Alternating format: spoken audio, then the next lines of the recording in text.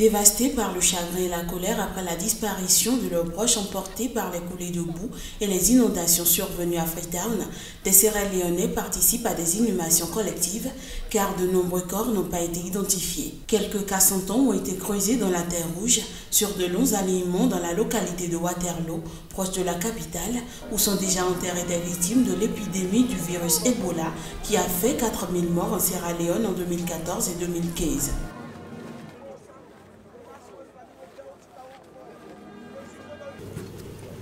We have come together to share the agony. Nous sommes venus pour partager l'agonie infligée à notre nation par les inondations et les coulées de boue sans pitié et féroces. C'est un autre épisode douloureux dans l'histoire de notre pays.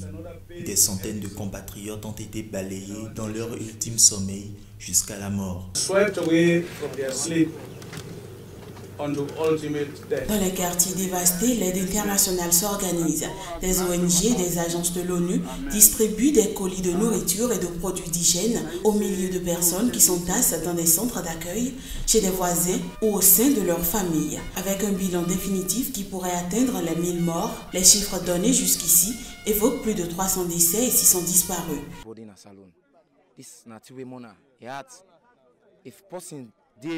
Pour tout le monde en Sierra Leone, c'est très difficile. Très difficile pour nous de voir des enterrements aussi nombreux. C'est très triste. Les inhumations en masse prendront fin ce vendredi.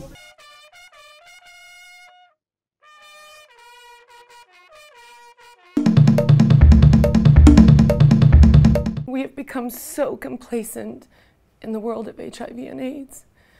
Nous nous sommes habitués au VIH et au sida. Dans le monde occidental, nous n'en entendons presque jamais parler et c'est très dangereux car la complaisance nous conduira à un retour en arrière bien plus grave que la situation l'était il y a 30 ans.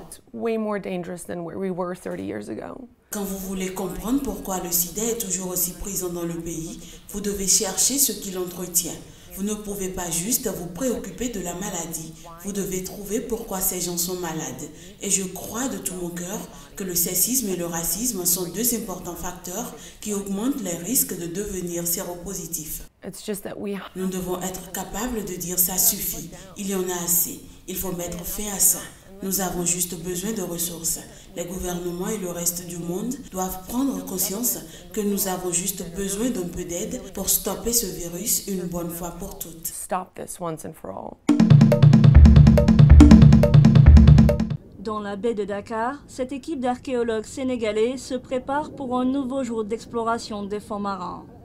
Nous sommes sur les alentours de Gorée.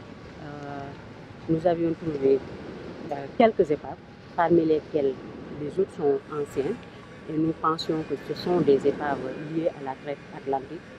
Mais ça reste à voir. Pendant longtemps, les recherches archéologiques n'ont été que terrestres. À quelques mètres de là, l'île de Gorée fut l'un des plus grands centres de commerce d'esclaves de toute l'Afrique entre le 15e et le 19e siècle. Mais depuis 3 ans, le projet SlaveRex a permis de former les archéologues et de débuter les explorations sous-marines.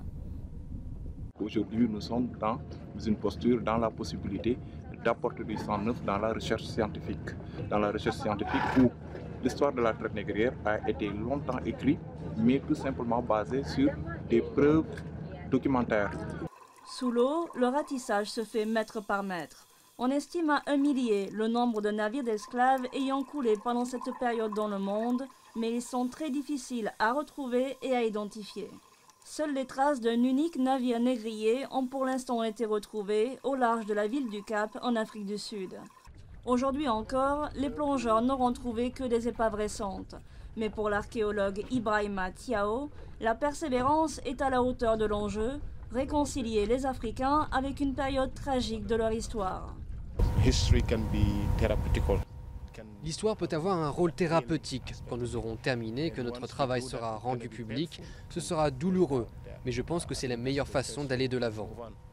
Selon certaines estimations, plus de 12 millions d'Africains ont été réduits en esclavage pendant la traite atlantique.